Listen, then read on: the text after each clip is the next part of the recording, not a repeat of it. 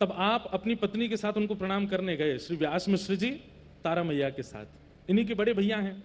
लेकिन हमारे यहाँ नियम है कि विरक्त हो, संन्यास हो जाएं तो फिर उसके बाद पूर्व संबंधों को इतना विशेष महत्व नहीं, सब समान होते हैं। नरसिंह आश्रम जी को प्रणाम करने के लिए गए तो नरसिंह आश्रम जी ने जब तारा मैया का मुख देखा तो बोले, बहू आपके मुखमंडल की भावना से तो ऐसा लगता है कि आप किसी बात से उदास हो, क्या बात है? बहुत ध्यानपूर्वक सुनिएगा। तब आपने कहा कि एक संतान की कामना है, एक पुत्र हो परिवार में।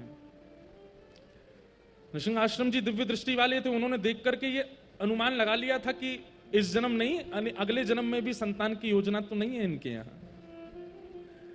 उन्होंने ऐसे एक प्रवचन जैसे कर दिए कि लाली अब देखो जैसी ठाकुर जी की इच्छा है, अब उसी इच्छा को ही सर्वोपरि मानो, जैसी व्यवस्था व्यवहार है उसी में ही राजी रहो। तारा मैया बोली, व्यास मिश्र जी तो शांति बैठे थे, लेकिन तारा मैया बोली, तुम प्रभु अगर प्रारब्ध में जो लिखा है, भाग्य में जो लिखा है उसी पर चलना है तो फिर महापुरुषों के प्रणाम का क्या फल है? अब हमारे भाग्य में लिखा है कि आगे चल के हमको गिर जाना है, आगे चल के हमारा पतन हो जाना है, आगे चल के हमारे जीवन में जो भी होना है, तो फिर महापुरुषों के प्रणाम में इतना भी बल नहीं कि किसी का भाग्य परिवर्तित हो सके। नरसिंह आश्रम जी थोड़े स्तब्ध हो गए, मन में विचार करने लगे कि तर्क होता तो उत्तर देता, वितर्क होता तो उत्तर देता, कुतर्क होता तो भी उत्तर देता, लेकिन तर्क वितर्क कुतर्क नहीं है। यहां तो भक्ति साधन और महापुरुषों की कृपा पर प्रश्न है। महापुरुषों को हम प्रणाम ही क्यों करें, उनके पास जाएं क्यों, हम सत्संग करें क्यों? भाई भाग्य में लिखा है उसको भोगेंगे, क्यों? इनके प्रणाम से कुछ होना तो है नहीं, इनके दर्शन से कुछ होना तो है नहीं। नरसिंह आश्रम जी बोले, अगर इस बात को हमने टाल दिया तो बहुत लोगों के चित्त में अविश्वास हो जाएगा।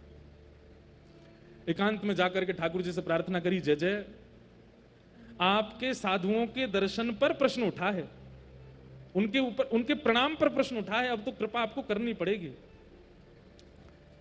नरसिंह आश्रम जी ने एकांत में जाकर के ठाकुर जी से प्रार्थना की तो ठाकुर जी ने आश्वासन दे दिया और कहा, आप चिंता नहीं करो, आप जाकर के केवल आशीर्वाद दे दो, हमारी निकुंज की ही वंशी अली ही इनके यहां जन्म लेगी।